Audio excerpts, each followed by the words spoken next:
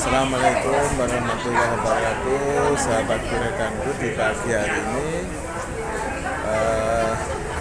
kita masih berjumpa lagi di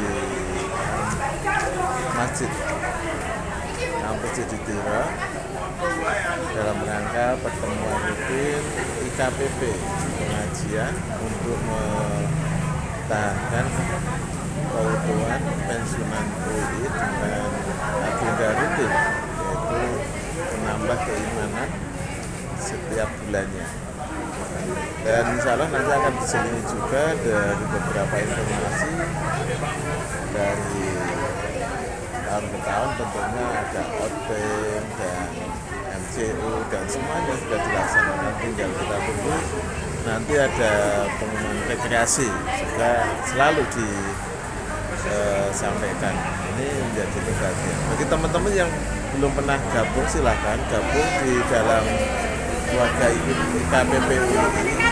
Setiap bulannya ada pengajian atau nanti ada MCU dan ada juga refreshing dan outing dari Bansos, guys. Tentunya kebahagiaan kalau kita selalu masuk dalam grup IKPP, kebahagiaan bersama menuju masa depan untuk selalu bahagia.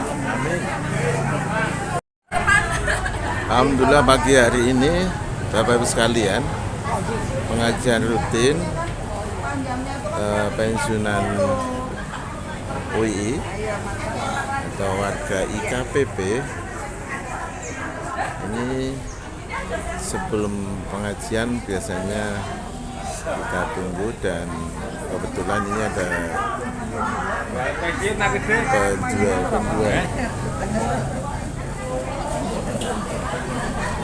juga dari warga UI. Pedagang-pedagang ini pensiunan ya, meramaikan untuk sebelum pengajian. Alhamdulillah begitu meriahnya Bapak Ibu sekalian. Dan yang belum ikut tentunya ditunggu, setiap ada pengajian diumumkan lewat grup IKPP ya. Ini semuanya sudah,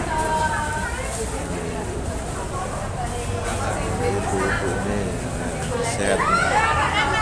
Halo, sehat ya.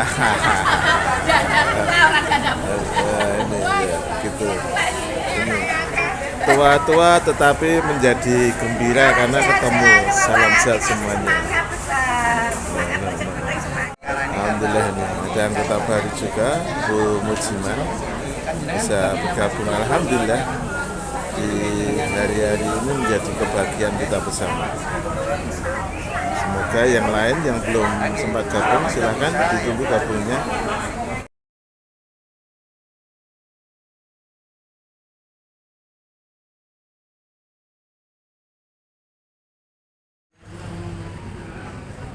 Ginung sewu Bapak Ibu, kalau kedah bales pantun rin. Kalau si Pak Taryo dibales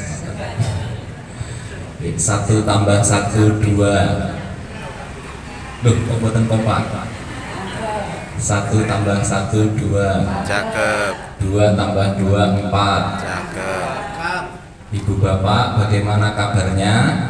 Alhamdulillah. Semoga sehat walafiat. Alhamdulillah. Alhamdulillah.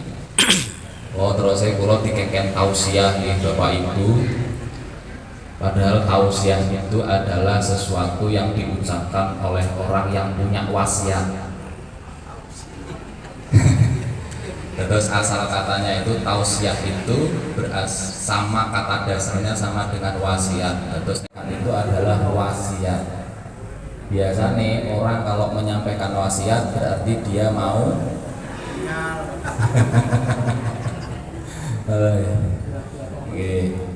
Tapi maksudnya kalau dikengken ngomong nopo ngoten nggih. Nggih niki kula nggih ndredeg campur nano-nano rasanipun. Lah niki wonten guru kula Pak Imam Mujiono. Lah mangke kula dibiji niki. Mesti dibiji niki. Terus nuwun sewu Ibu Bapak, panjenengan sampun pensiun sedanten, kula tasik berjuang. Gitu, kula tasik berjuang teng ngandhap, kula nembe 8 tahun teng UI, jenengan pun pinten tahun? Bu Aisyah pos pinten tahun Burien 50 tahun 35 tahun Masya Allah 35 tahun itu umur kula saniki 35 tahun ya nuwun sewu niki mangke nek teng pesantren Pak Imam riyen teng Gontor niku enten namanya kegiatan muhadharah niku latihan pidato. Lah niki mangke dianggep mawon kula nembe latihan pidato, nggih. Keranten wingi nggih Pak Karyo niku nggih boten sengaja. Dados critane Jumatan teng Masjid Ulil Albab rencanane ajeng ngundang Pak Rektor, Pak Fatul Wahid kagem ngisi acara rutinan Bapak Ibu pensiunan. Terus teng undak-undak niku teng tangga. Lajeng terus Pak Rektor mboten saged dinten iki nyuwune sasi ngajeng. Nggih Pak. Lah ndelalah teng mriku enten kula. Terus Pak Rektor nduding. Ha iki wae. Terus akhirnya Pak Taryo Pak Rektor niku guyon lah Pak Taryo kok tenanan ngoten. Terus nyuwun foto kula, nyuwun temane napa ngoten nggih kula bingung to nggih. Wong biasane ingkang kula napa niku namine isi niku lari-lari TPA. Lah niki ibu bapak sing pun pensiun. Lah terus kula kedah ngomong napa niki. Akhire pas wingi Pak Taryo WA temane napa Gus? Nggih kula sanjang mawon, belajar tanpa pensiun. Lah terus sing pensiun niku TUI-ne mawon tapi kalau belajarnya terus, nggih. Nggih Bapak Ibu nuwun sewu. Niki dereng kula buka niki, dereng salam gitu. Nuwun sewu saestu monggo kalian dipun nikmati. Mangke sampai jam pinten? Jam 12. Nggih pun kula tak 10 menit mawon, setengah jam. Nggih, mangke jenengan ingkang sampai jam 12 monggo pinarak teng mriki, nggih. Nggih, ingkang kula hormati Bapak Samsudin, Bapak Imam Mujiono, terus pengurusnya sinten mawon nggih Bapak Ibu pengurus sedaya mawon. Sedaya niki Bapak Ibu kula gitu. Terus nek kula mirsani panjenengan sedaya niku kula kelingan Bapak Ibu teng griya. Alhamdulillah Bapak Ibu kula tasih sugeng sedanten. Tapi wajahnya pun kados Bapak Ibu, seger, terus kathah pengalaman, senior. Itu semuanya untuk mengganti kata tua. Lanjut senior gitu. Senior lan kathah pengalaman, nggih. Nggih bismillah. Assalamualaikum warahmatullahi wabarakatuh.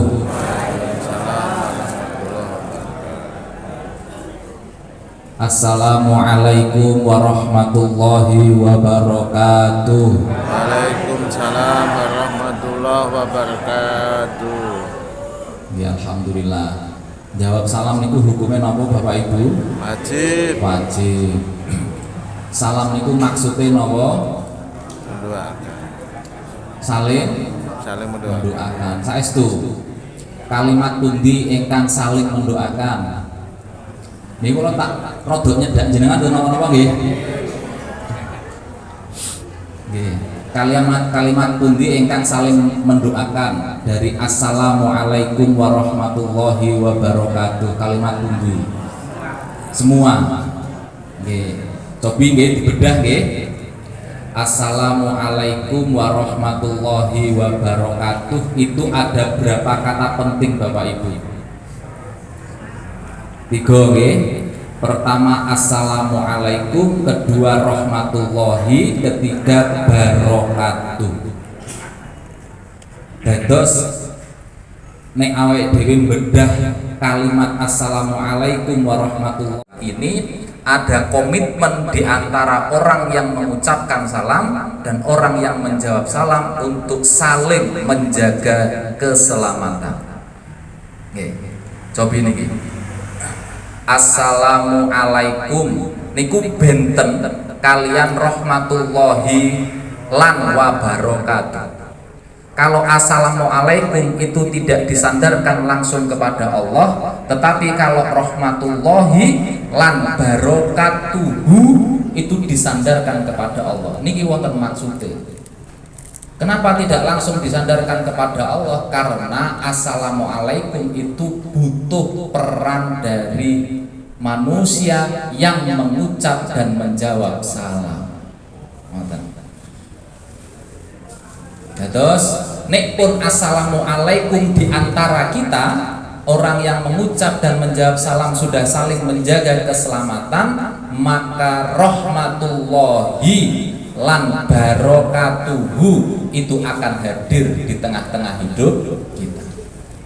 Terus nek direnungke, kalau didadaburi, kalau didalami, sesungguhnya esensi dari assalamualaikum warahmatullahi wabarakatuh menika itu tidak hanya saling mendoakan, tapi perlu aksi di antara orang yang mengucap dan menjawab salam. Aksine napa niku wae? Saling menjaga keselamatan, kersane rahmat lan barokahipun Gusti Allah itu hadir di tengah-tengah hidup kita. Dados saling menjaga keselamatan itu dados syarat. Terus nek pengen rahmatipun Gusti Allah, barokahipun Gusti Allah niku hadir di tengah-tengah hidup kita, syaratnya napa? Saling menjaga keselamatan.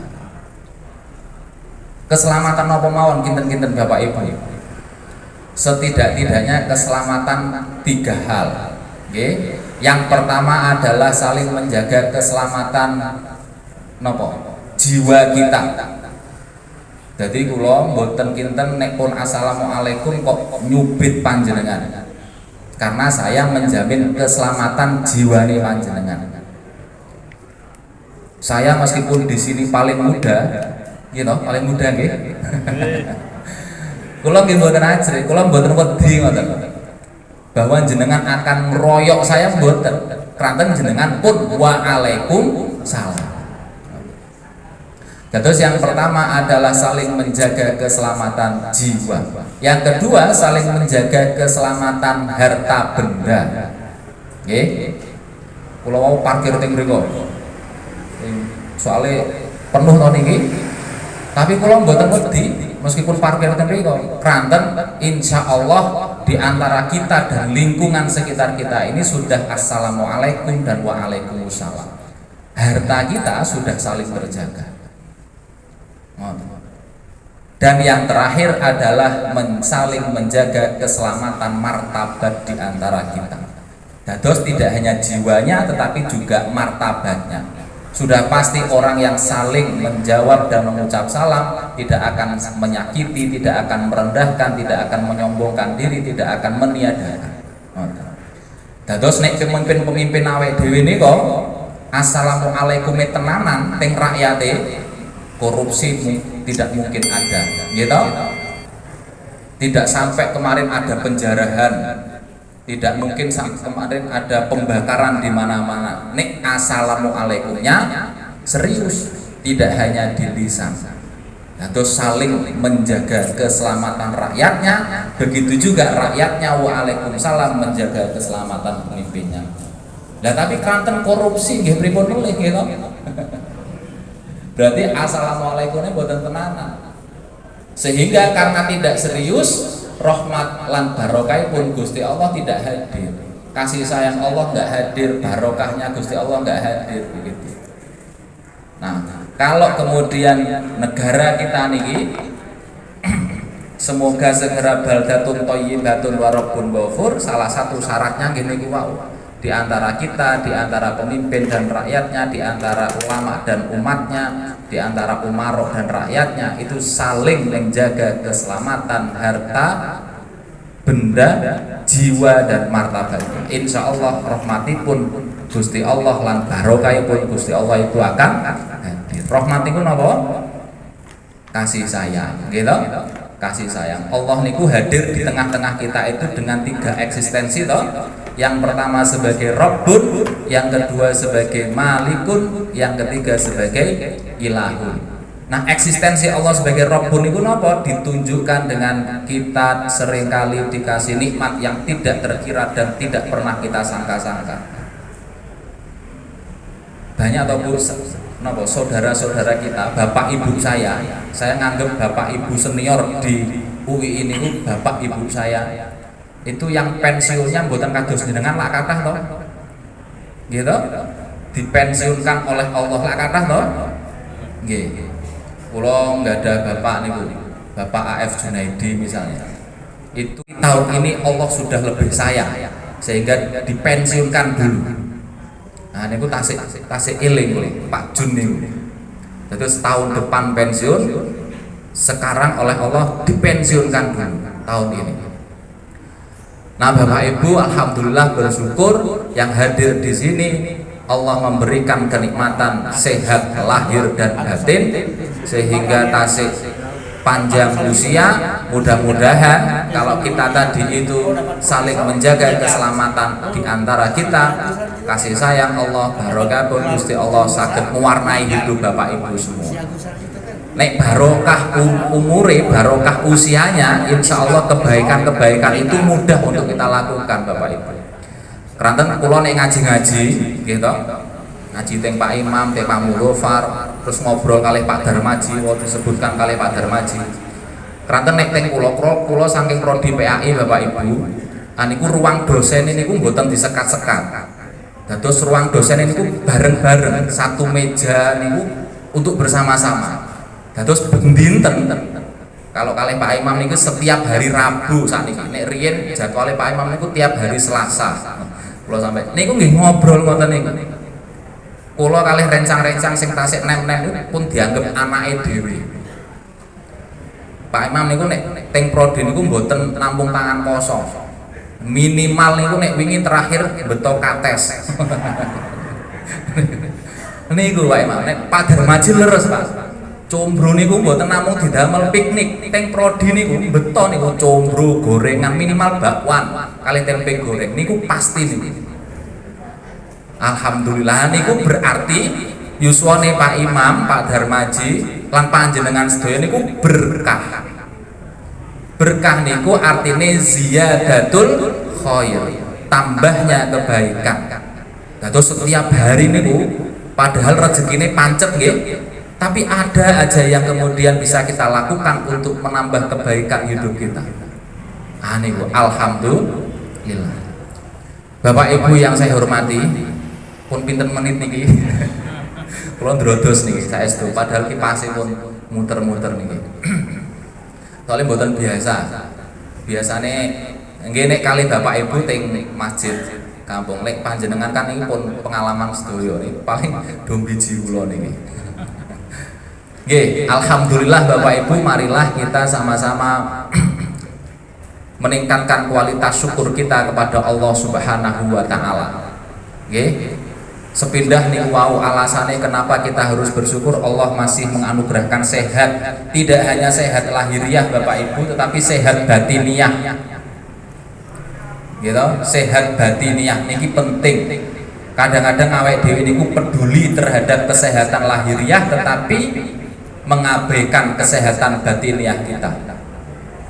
Kula mboten yakin misalnya saya oleh Allah tidak dianugerahi kesehatan batiniah, kula saged rawuh teng mriki, kula bisa hadir di sini.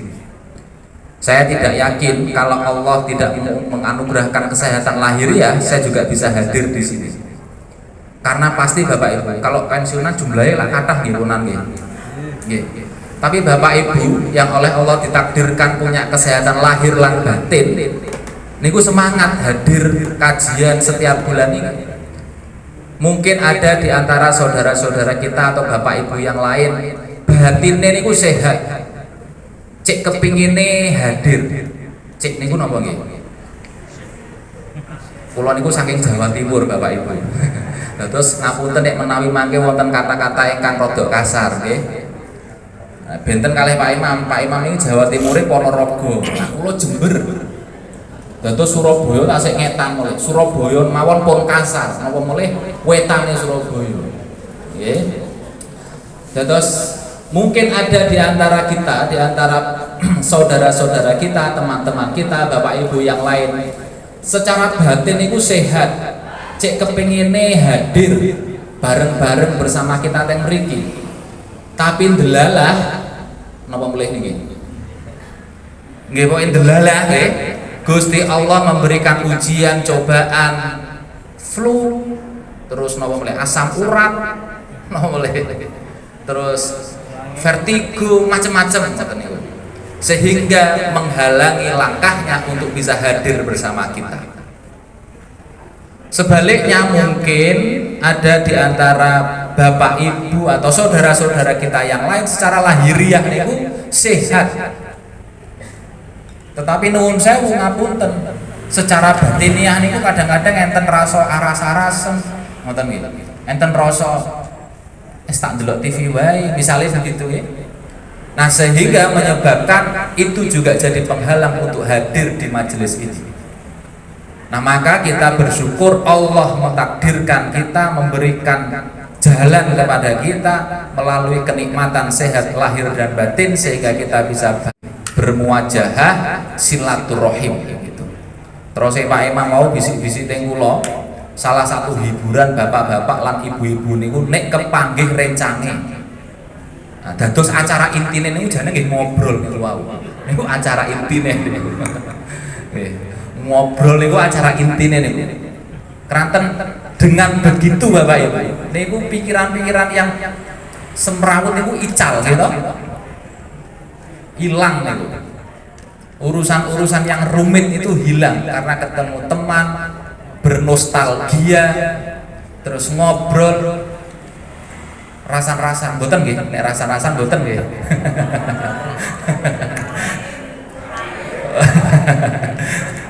Ngobrol gitu, saling bercerita pengalaman yang baru, merencanakan akan piknik kemana nanti gitu. Nah, ini adalah hiburan Bapak Ibu. Alhamdulillah dengan kita sehat lahir batin, kita saged kepanggih rencang yang dulu mungkin satu fakultas, satu unit gitu. Pripun Bu? Mantan. Oh enten. Oh enten. Yang Banyuwangi Pak. Oke. Banyuwangi itu Pak. Alhamdulillah. Oke. Alasan yang lain Bapak Ibu selain kesehatan lahir dan batin, Allah mentakdirkan kita itu hidup di Indonesia. Niku pun nikmatin, nikmat senikmat-nikmatnya itu kita hidup di Indonesia. Mungkin kita agak gelisah menjadi warga negara, tetapi kita sesungguhnya nikmat menjadi manusia Indonesia Bapak Ibu. Mungkin dados warga negara ini kan hubungannya kali pemerintah loh. Tapi kalau menjadi manusia Indonesia itu hubungannya dengan sesama orang di desa kita, di RT kita begitu. Yang setiap hari niku saged guyub rukun. Artone janjane mboten kathah tapi ayem uripe. Ane iku teng.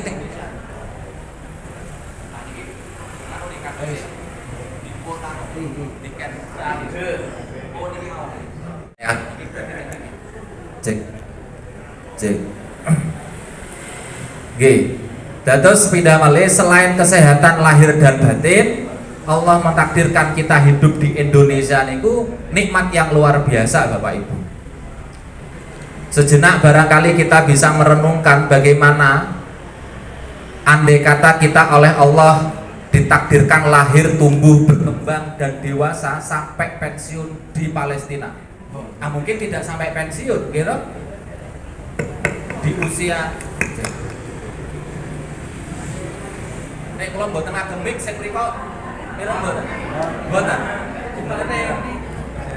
Cek.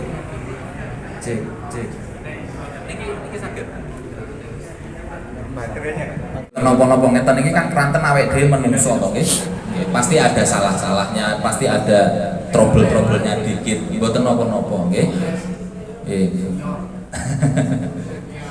Alhamdulillah nih. Sekali lagi alhamdulillah Allah mentakdirkan kita lahir, tumbuh, berkembang di Indonesia. Andai kata Bapak Ibu kita dilahirkan oleh Allah, ditakdirkan lahir di Palestina misalnya, di Gaza sana. Jangankan kita berpikir besok mau piknik kemana, besok masih bisa bernafas dan makan saja itu sudah alhamdulillah. Kemarin viral itu di WA, di grup-grup niku, di media sosial ada yang menyatakan niku warga Palestina mungkin umat Islam di seluruh dunia dalam satu hari satu malam sholatnya 5 kali, tapi kami di Palestina sholatnya satu malam satu hari 6 kali. 5 diantaranya sholat wajib dan satunya adalah sholat jenazah. Karena setiap hari ada saudara-saudara mereka yang menjadi korban dari keganasan Israel. Oleh karena itu Bapak Ibu, ini perlu kita syukuri. Tidak hanya ditakdirkan menjadi warga Indonesia Bapak Ibu, tetapi jenengan semua, kita semua oleh Allah ditakdirkan hidup di Jogja niku. Itu nggih kedah disyukuri. Kula niku bersyukur banget niku. Saged menikmati Jogja. Keranten apa? Keranten hidup di Jogja itu agak berbeda dengan hidup di daerah-daerah yang lain. Contohnya sinten? Contohnya Pak Imam nih. Mboten purun langsung teng Ponorogo. Contohnya kula. Nggih. Saya itu sampai cari alasan gimana caranya biar tidak disuruh pulang ke Jember. Yo cari pekerjaan teng mriki. Saderenge teng UI riyen ngajar, padahal kula teng mriki nate ngajar teng daerah Parangtritis mriko. Wis piye carane pokoke harus ada kegiatan di Jogja. Keranten nyaman Bapak Ibu, benten. Auranya benten, atmosfernya benten. Nggih. Jogja itu dulu ada yang mengatakan bahwa kalau Aceh dianggap sebagai serambi Mekah, maka Jogja adalah serambi Madinah. Mantap. Keranten napa? Lur riyen dakwahe Kanjeng Nabi kan nek teng Mekah ngurusi hal-hal yang bersifat fundamental. Hal-hal yang bersifat berkaitan dengan akidah, berkaitan dengan ibadah mahdhah, gitu. Tapi begitu hijrah ke Madinah, yang paling dominan Nabi Muhammad dakwahnya berkaitan dengan hal-hal yang berkaitan dengan ibadah muamalah, yang berhubungan dengan interaksi sosial, begitu. Nah itu terrepresentasikan dengan Jogja kita Bapak Ibu. Misalkan Bapak Ibu yang mriki yang asli Jogja pinten persen? Kula mawon teng prodi sakniki niku yang asli Jogja. Jogja niku pun Kulon Progo pun kula anggap Jogja niki nggih. Niku namung kalih. Namung kalih. Kalih niku sinten nggih Pak? Bojo Nanah kalih Pak Nanang niku. Lintune niku pendatang sedaya yang dulu kuliah di sini lalu kemudian enggan balik ke rumah kembali. Lah nek kula nggih niru Pak Imam niku. Niru Pak Imam. Nah, alhamdulillah Bapak Ibu, saestu Jogja itu berbeda dengan daerah-daerah yang lain sehingga kita bersyukur Allah mentakdirkan kita hidup di Jogja. Nah, Pak Taryong gitu. Pak Taryong Karanganyar ya. Kalau nate dijak dolan teng griyane Pak Taryong mriko. Jane nuansane sejuk, agak naik ke pegunungan wonten kebune, tapi Pak Taryong milih hidup di Jogja. Alhamdulillah, nggih. Bapak Ibu yang dirahmati Allah Subhanahu wa taala, wonten salah setunggalipun cerita niku kula tak cerita mawon nggih. Ada salah seorang sufi atau imam bernama Imam Ahmad Ibnu Hambal. Cerita ini masyhur Bapak Ibu. Mungkin di antara Bapak Ibu sudah pernah mendengar. Jadi Imam Ahmad Ibnu Hambal ini seorang tokoh, seorang imam sufi yang insya Allah lahir batinnya juga bersih. Dikenal banyak orang tetapi mengenalnya hanya nama saja. Karena riyen boten dereng wonten Instagram, dereng wonten televisi, dereng wonten macam-macam. Nah, terus namanya sudah terdengar di mana-mana melalui karya-karyanya. Tetapi mungkin wajahnya banyak orang yang belum tahu. Suatu ketika Imam Ahmad Ibnu Hambal niki tidak ada angin, tidak ada hujan, tiba-tiba pengen pergi ke suatu tempat. Tempat itu bernama Basrah. Jadi salah satu daerah di negeri Timur Tengah, di Irak. Terus pokoknya nggak ada perasaan, ki ngopo ya kok pengen dolan rono ya. Singkat cerita pergilah Imam Ahmad Ibnu Hambal ini ke negeri basah itu. Saya tidak tahu dan belum dapat informasi dulu perginya naik apa. Tapi singkat cerita, sampailah ke daerah itu pada malam hari, lalu kemudian singgah di sebuah masjid. Ini kasusnya teniki lah. Singgah di sebuah masjid, lalu kemudian mendirikan sholat isya, terus kemudian sholat ba'diyah. Karena capek menempuh perjalanan yang teramat jauh itu, lalu kemudian sang imam ini kelekaran, napa niku? Pokok istirahat berbaring. Lalu kemudian takmirnya, marbotnya nih menghampiri sang imam. Lalu dibangunkan. Mohon maaf Bapak, niki bahasa Indonesia nih. Mohon maaf Bapak, ini masjid kami tidak boleh dibuat untuk tidur. Kalau mau istirahat monggo, bisa pindah dari sini. Akhirnya Imam Ahmad Ibnu Hambal pindah, tidak lagi di dalam masjid tapi pindah ke serambi masjid, tidur lagi di situ. Lalu kemudian dihampiri lagi oleh si takmirnya tadi itu, dibangunkan lagi. Mohon maaf Bapak, maksud saya pindah itu bukan di sini, bukan di masjid ini, tapi monggo cari penginapan di luaran sana. Oh ya, maaf. Akhirnya bangunlah Imam Ahmad Ibnu Hambal dan kemudian berdirilah di depan masjid. Tapi tolehnya. Ya karena tadi itu, karena sejak awal tidak tahu, tidak punya tujuan kemana-mana. Yang ada hanyalah cek kepengen nih gitu. Pingin sekali pergi ke daerah situ, tapi nggak tahu mau kemana, nggak punya saudara, nggak punya teman. Terus ketika disuruh pindah dari masjid itu nggih toleh di depan masjid.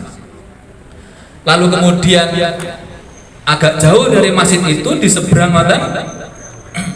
ada seorang bapak-bapak yang kemudian melihat kebingungan Imam Ahmad Ibnu Hambal. Dilihat. Lalu kemudian dihampiri oleh bapak-bapak itu. Lalu ditanya, "Wahai tuan, saya tadi melihat antum kok toleh kayak kebingungan." "Iya, saya tadi istirahat di masjid situ, tapi kemudian tidak diizinkan dan saya disuruh untuk mencari penginapan." "Oh, penginapan di daerah sini agak jauh.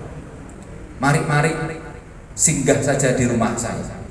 Jadi oleh bapak tadi itu, Imam Ahmad Ibnu Hambal diajak ke rumahnya. Sessampainya di rumah, lalu kemudian disediakan kamar, terus disuruh untuk beristirahat. "Mari bapak bisa istirahat di kamar."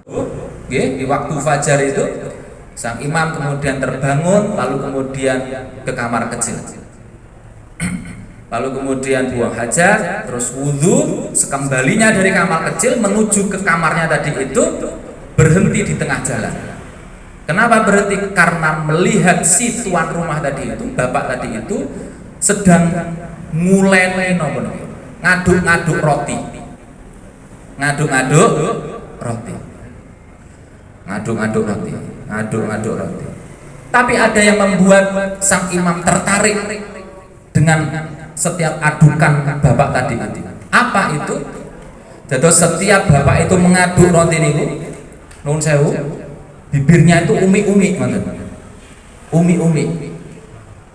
Karena tidak terdengar, lalu sang imam penasaran mendekatlah ke bapak itu.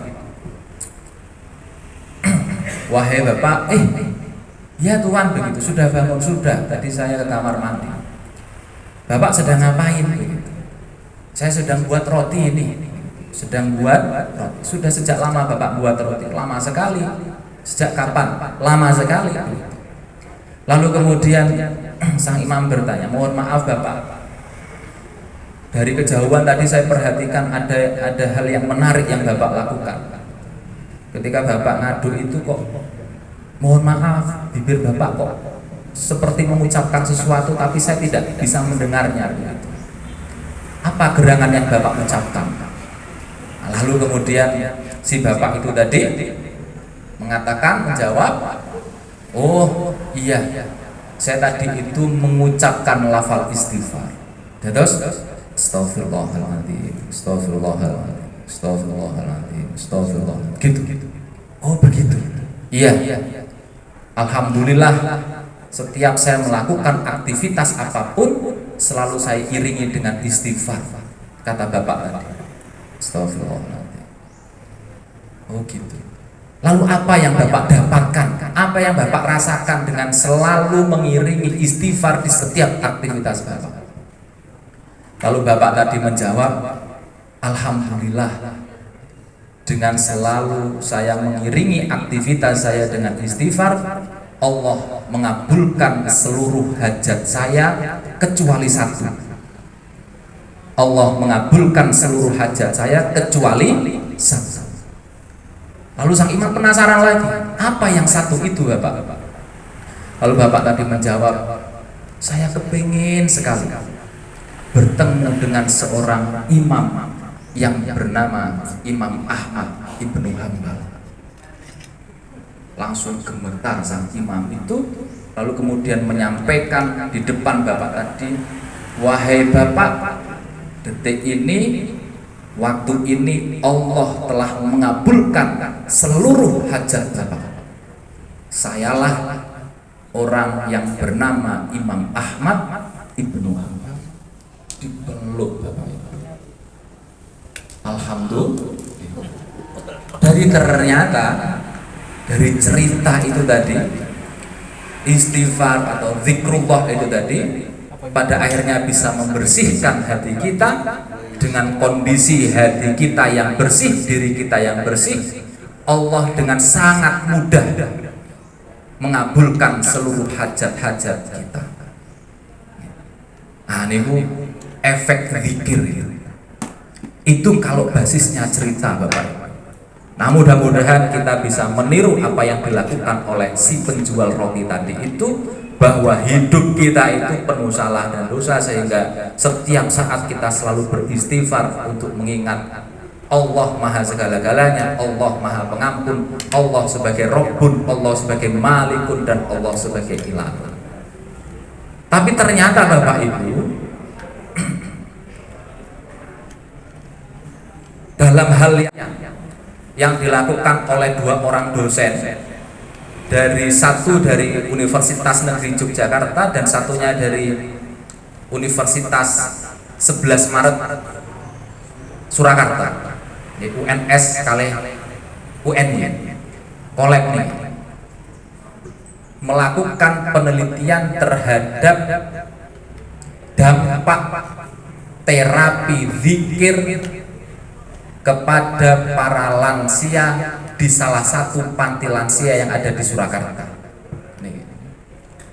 Niki kebetulan mawon subjek penelitiannya itu para lansia, para bapak ibu yang sudah kenyang pengalaman. Tapi ini ada di daerah Surakarta. Jadi di Surakarta itu ada salah satu pondok pesantren lansia, kira-kira begitu, yang kemudian rutin melakukan terapi zikirnya kepada para santrinya para bapak ibu lansia. Lalu diteliti oleh dua orang dosen ini, ngefek nggak terhadap hidupnya, berdampak positif nggak terhadap hidup bapak ibu yang kemudian mengalami terapi zikir tadi itu.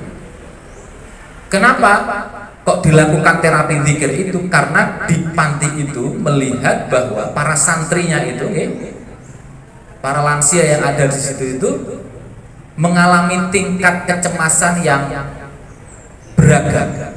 Ada yang levelnya rendah, ada yang levelnya sedang, ada yang levelnya tinggi. Dan kebanyakan levelnya ada di level sedang dan tinggi ini. Lalu kemudian panti itu merasa, pondok pesantren itu merasa punya tanggung jawab moral untuk merespon tingkat kecemasan yang tinggi. Harapannya apa? Harapannya bapak ibu yang hadir di pesantren itu bahagia semua, nggak cemas hidupnya. Akhirnya dilakukanlah yang namanya terapi zikir, diintervensi, didesain. Nah, yang dilakukan adalah zikir itu dilakukan secara bersama-sama. Kados wau niku. Bapak Ibu maos Asmaul Husna nih mau. Tapi nek teng mriko zikir yang dilakukan adalah istighfar, subhanallah, alhamdulillah, istighfar astagfirullah, alhamdulillah, subhanallah, Allahu akbar, la ilaha illallah. Tapi ini sarang-sarang. Sarang-sarang, tetapi sebelum zikir bareng-bareng tadi itu, terlebih dahulu orang yang melakukan treatment itu memberikan pengetahuan tentang apa yang dibaca. Nek wau Pak Samsudin ngendika bahwa kelak akan ada terjemah dari Asmaul Husna yang kita baca, itu sami. Harapannya agar kita mengetahui apa yang kita baca. Kalau kita mengetahui apa yang kita baca, harapannya niku mboten kok kita menikmati lantunan ayat per ayatnya, kalimat per kalimatnya, tetapi juga itu kita bisa meresapi sampai ke hati kita yang paling dalam. Misalnya astaghfirullahaladzim, artinya ternyata kita minta ampun toh kepada Allah. Itu bisa betul-betul merenungi dan masuk sampai dalam.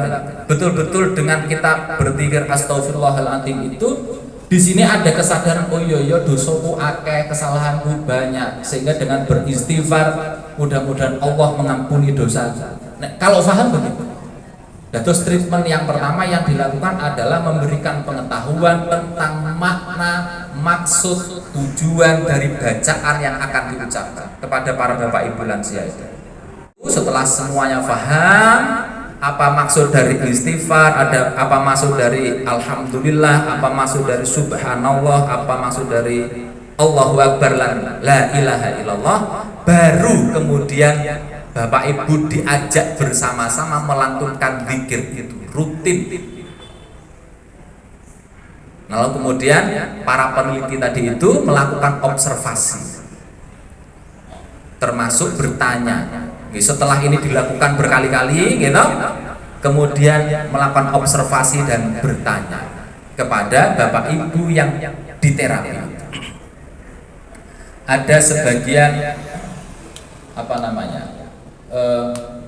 yang ternyata tidak bisa diterapi. Karena apa? Karena ketika ditanya belum paham tentang apa yang dibaca. Karena mungkin santri baru ketika itu. Jadi yang yang menjadi subjek penelitian itu adalah bapak ibu yang sejak awal paham dengan apa yang dibaca, lalu kemudian melantunkan apa yang sudah diketahui itu maknanya dan ikut secara rutin berkali-kali lagi. Nah, ternyata bapak ibu, hasilnya adalah, ini singkatnya, hasil dari riset itu, tingkat kecemasan yang dialami oleh para bapak ibu di pesantren itu menurun drastis. Jadi yang awalnya banyak di level atas, di level tinggi tingkat kecemasannya, dengan zikir, terapi zikir itu nurun sampai pada level di bawah rendah. Hampir lagi tidak ada kecemasan di dalam diri bapak ibu dengan terapi zikir. Kenapa begitu? Ternyata setelah diselidiki, lalu kemudian didialogkan dengan penelitian sebelumnya, ternyata ketika mungkin jarang melakukan aktivitas zikir itu, yang paling dominan yang ada di dalam dirinya adalah perasaan bahwa yang menentukan segala sesuatu atas hidup kita adalah kita sendiri. Jadi kesadaran ilahiyahnya mboten wonten ternyata. Napa malih pada saat itu bapak ibu yang jadi santri di sana di Surakarta itu, mohon maaf, bapak ibu yang juga ini adalah podo nih, pensiunan. Yang apa-apa itu dirasionalkan, yang apa-apa itu dilogika, sehingga dampaknya pada dirinya adalah menganggap, ini tidak semua tetapi kecenderungan menganggap bahwa apa yang terjadi di dalam hidupnya itu karena kita sendiri. Nah, dengan terapi zikir, lalu di dalam hasil diskusi itu dinyatakan bahwa di dalam hasil penelitian itu dinyatakan bahwa dengan terapi zikir tadi itu ada pergeseran cara hidup, ada pergeseran kesadaran. Yang tadinya menganggap bahwa segala sesuatu itu terjadi karena dirinya, nah sekarang beda. Oh, ada kesadaran ilahiyah. Oh, aku duwe Gusti Allah, aku nek duwe dosa, Allah Maha Pengampun. Alhamdulillah, ternyata meskipun nggak banyak, Allah ngasih rizki kepadaku, alhamdulillah. Jadi ada kesadaran. Oh, ternyata masalahku ya mung sepele kok, ada Allah yang maha besar, Allahu Akbar. Oh, jebule aku iki duwe pangeran, la ilaha illallah. Begitu terus. Jadi ada kesadaran itu, ada kesadaran baru yang kemudian melekat di dalam diri para santri itu setelah mengalami terapi zikir tadi. Tapi zikirnya Bapak Ibu di sana paham dengan apa yang dia baca, dengan apa yang dia lakukan, dan dengan apa yang rutin beliau ucapkan itu, sehingga tidak hanya hatinya yang disasar, tetapi juga memberikan keseimbangan pada pikirannya juga. Nah, mudah-mudahan aktivitas yang bagus tadi niku, Asmaul Husna yang sudah rutin diwaos Bapak Ibu semuanya, kita semuanya, termasuk tadi insya Allah besok atau 2 bulan lagi akan digandakan dan Bapak Ibu dapat satu-satu. Nah, di rumah juga bisa kita amalkan.